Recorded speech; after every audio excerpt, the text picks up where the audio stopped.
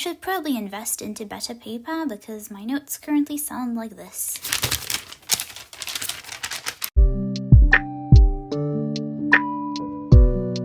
Me being an artist, I have a bunch of OCs that belong in each of their respective stories.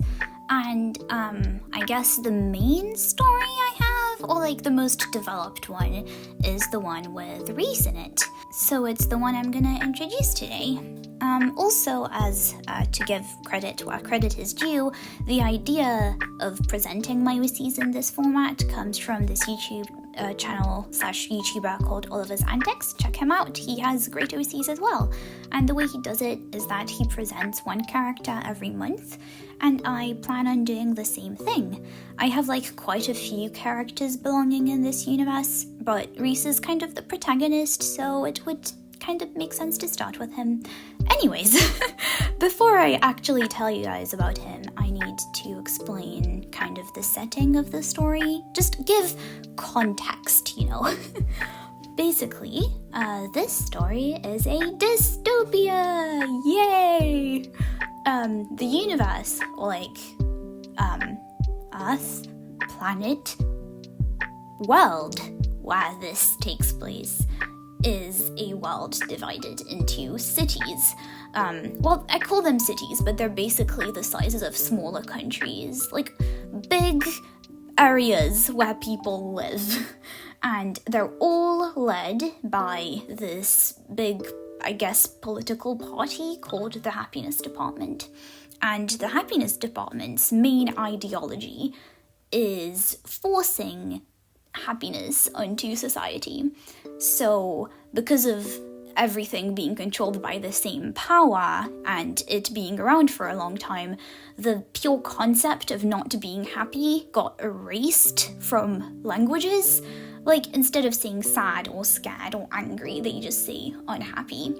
And obviously, people haven't been brainwashed, they are still human, so they do feel emotions, but it's socially accepted and normalized to hide those emotions and always have this sort of like forced positivity. And any person who doesn't, I guess, succumb to society's expectations and actually shows emotions, any person who does that is labeled as an unhappy, and unhappy people are seen as a threat to the perfect society they have going on, well, quote-unquote perfect, and unhappies are sent outside of cities called banned areas. And I'm not going to tell a whole lot about banned areas, but they do indeed have society in them too. People live in the banned areas, but we see the story from the perspective of characters inside cities at first. And, well, with people pretending to be happy at all times, the cities are kind of utopian looking at first. Everyone has a job that they like, and the world is structured in a way to function relying on happiness. So, like, I guess I just got distracted by a notification on my phone. Anyways, back to not being distracted by my phone. Everyone has a job that they like, quote-unquote, kind of. The way that education works in this universe is kids, after like learning the basics, are sent to what they call development school, and in development school, kids are encouraged to pursue a career in things that either they have an interest in or they are naturally good at, but most kids don't have anything like that because they are children and have no experience in career-related adulting things, so it's kind of just their tutors noticing what they are kind of good at and gaslighting them into, yes, this is what you want, child. Well, obviously it depends on the person, but it's kind of like that. I won't go into the depth of education because I kind of have an OC who is currently in their educational system. Hopefully I'm going to talk about it more in her video. Anyways, moving on. To come back to the Happiness Department's ideology, unhappies are indeed seen as a big threat to society, and it is seen as important to report anyone who may be unhappy. And if someone is reported as being an unhappy, a happiness department worker will question them, kind of sit down and talk to them, and based on that, they will either be deemed indeed an unhappy, which is most cases, and sent to a facility where they quote-unquote treat unhappies. The success rate is quite small, and most people are sent to the banned area. And the person who did report the unhappy will be kind of given citizen cookie points, like, good job, you reported the bad. So yes, it's kind of a witch hunty situation. Each city is quote-unquote independent. Most cities kind of have a friendly rivalry going on because besides the happiness department controlling everything, each city is allowed to have its own culture and its own sports clubs, its own way of functioning, even though everything that a city does has to correspond to happiness department guidelines. So they are very restricted, but to an extent they do have their own independence. Also, feel like mentioning this is kind of important. The story is mainly set in a city called Nairata City. Anyways, now to actually talk about Reece, the character who the video is centered around. So, he is the protagonist of the story, or at least one of them.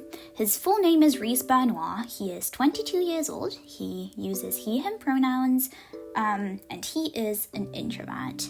His equivalent of nationality would be Nairata citizen. And I never really gave him a canon ethnicity, so feel free to interpret him however you want. In order to fully explain his personality, I guess, I'd have to mention his job. He works for the happiness department. And as a first impression, that's what most people know about him, that he works for the happiness department. He is specifically in the unhappy/social branch, so his job is related to limiting the amount of unhappies, or, on the other hand, increasing the amount of unhappies sent to the banned area in Nairata City. So in other ways, he's kind of, his job is to encourage people, no, how do I explain this? The word that I am looking for is propaganda. Propaganda? Propaganda.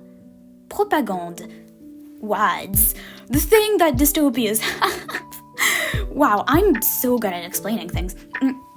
Basically, his job is to control people and report how Nairata City is doing to the happiness department.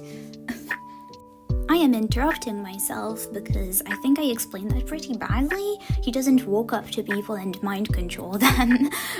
He kind of plans ahead strategies for the happiness department to have their ideology in place in Nairata City. So kind of he organizes projects for Nairata City specific happiness government activities, and those can be related to education, guidelines, and the equivalent of police. Basically normal city things that are controlled by the happiness department.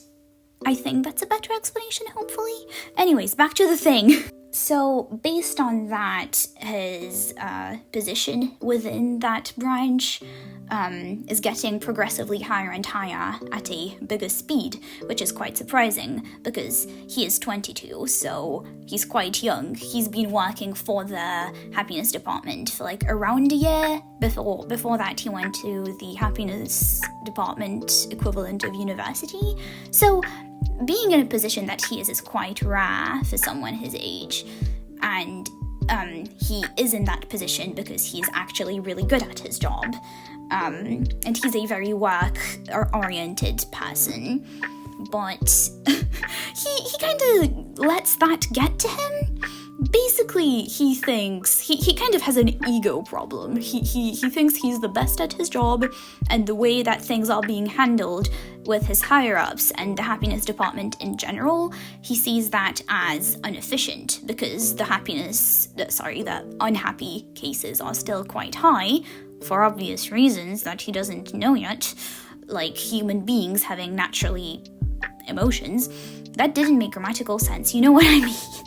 But basically he thinks that if he got to a position of power where he could control the way the happiness department is structured, then he would fix everything and unhappiness would be resolved if he was in that position.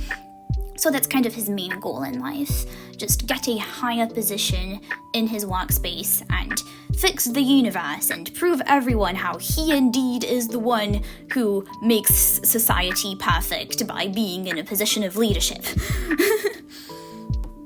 But that would require him to function well in teamwork kind of situations, which he sucks at because he thinks he would do everyone's job the best, so he gets bossy and kind of decides it's teamwork, but he will do everything, even if it requires, like, working overtime or something. He just doesn't want anyone else to do the job because he's the best at everything, according to himself. And actually in the story he gets in a situation where he is basically the boss of two other characters. So I'll talk about that more when I talk about those characters. But yeah, he is not the best at handling teamwork. So that's Reece in work mode, and he is in work professional mode. Like, most of the time he wants people to know him as that hard-working work individual, but he is a human, not a robot, so he also has other things in his life besides his job. He's a massive closeted weeb. He really likes, like, J-pop idols. I need to, like, design a specific J-pop idol character for him to have merch of. I don't really have one for my story yet, but I plan on making one. I feel like it would be very funny for him to have like a secret collection of merch that he doesn't want anyone to see. But yeah, his hobbies include being a massive weeb. Actually, I'm going on a bit of a tangent here. This story, as you can see, is still in development, so most of what I'm saying during these like OC presenting videos are not necessarily set in stone.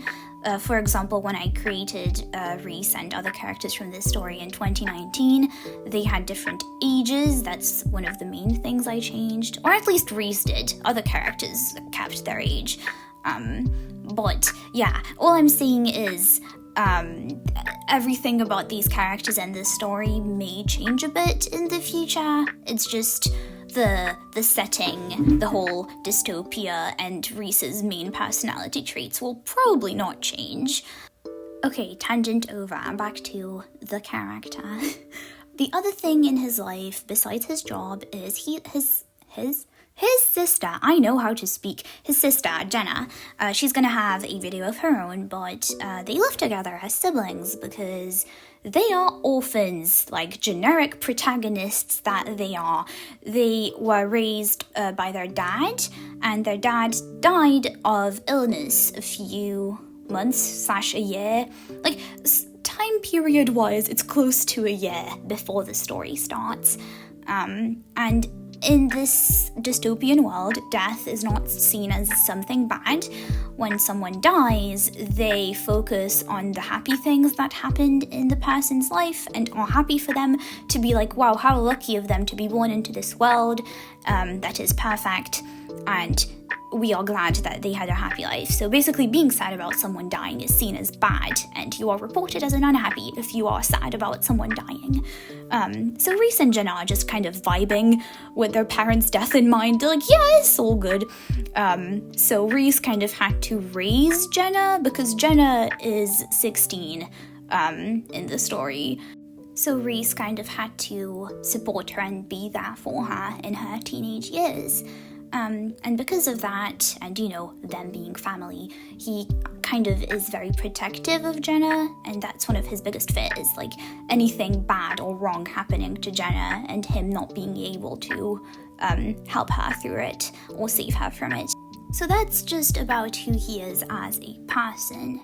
And for his role in this story, as I said before, he's the protagonist, but the way that things start kind of getting wacky and interesting to tell as a story, because it would be boring if nothing happened, Reece kind of gets this new job where he becomes the boss of other characters I will talk about later. he decides, he kind of has this eureka big brain moment.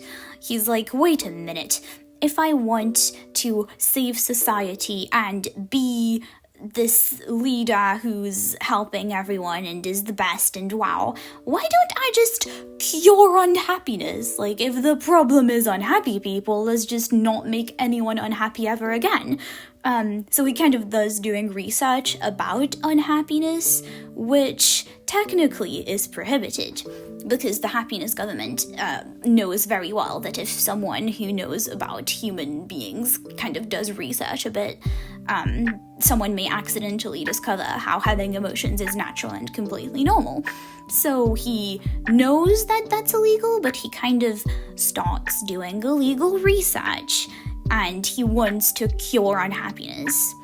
So that's kind of the whole thing that starts events for happening. It's the event that makes the story start and interesting. There we go. That's about it for the story and how he fits in it, but I still have a small list of fun facts I couldn't really fit anywhere else in his introduction, so here we go. He keeps a planner, like an actual on-paper planner. He really likes planning things ahead. If something doesn't go according to plan, then it kind of gets him upset.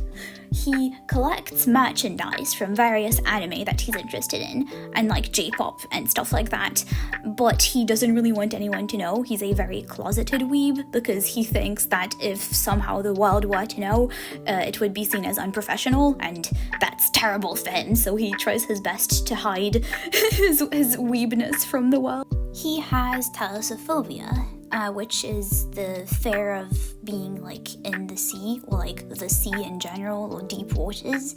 He's been to like the beach a very few times. Nairata City doesn't have a beach, so it requires traveling, and traveling within cities is possible, but not very common. Anyways, he's seen the beach a few times, doesn't like it. And lastly, he's very much so not a morning person, and he really likes his coffee. So the only moment where he cannot force himself into work mode and seriousness is any time before noon, to be honest. Poor man. And that's about all I wanted to say about Reece. And now I'm gonna move on to a little Q&A section. I do these over on my Instagram, little self-promo here. I usually will announce a character-themed video in my Instagram story, and there feel free to ask anything about any future OCs you may be interested in. Anyways, here are the questions you had about Reece. How old is he? Well, I've said that before, he's 22, but I don't remember mentioning his birthday. His birthday is on the 5th of March. Doesn't really have any meaning. I don't know anything about birthdays or zodiac signs. I just randomly chose birthdays for my OCs. What's his favorite candy or snack? Basically, he does like sweets, but his favorite flavor in general is coffee, so any sweet that contains coffee or coffee flavoring, like a coffee-flavored chocolate bar, for example, would be right up his alley. Wow, that was a good job, Emmy. You definitely know how to read. Anyways, what are his hobbies, and what is his favorite genre of music? He's a massive weeb, as we all know, so his hobbies are watching anime and going to like J-pop-ish concerts, and yeah, his favorite music genre thus is J-pop. Is he sad, and why? Well, I wouldn't describe him as sad, but he definitely is nervous. He does have fear about the future, mostly about his ambitions and his goal. He does have a lot of confidence in himself, but he does have this fear of not being able to succeed his goal he set himself. What is or would be his favorite cereal? SMH, my flatmate ruining my videos already. I know this is you, Corey. And I'm gonna say it. Everyone wants me to say it. It's Reese's Puffs, Reese's Puffs, Reese's Puffs, Reese's Puffs. this is what I have to deal with. This is my flatmate sabotaging my videos already. And that about wraps it up for the Q&A section. So yeah, that was my first OC video. I hope that you guys liked Reece and I guess my attempt at explaining my stories. So next time I will be talking about Jenna, his sister, next month. And time for a boring YouTuber outro now, I guess. Like and subscribe if you want to see more of my art/OCs. If you have any questions about Reece, then feel free to ask. I won't be answering anything too spoilery though, or like anything that I thought I already mentioned in this video. If you are interested in commissioning me to draw you anything you want in my style, or support my art in general, check out my Ko-Fi. And yeah, thanks for watching and see you next week. Bye!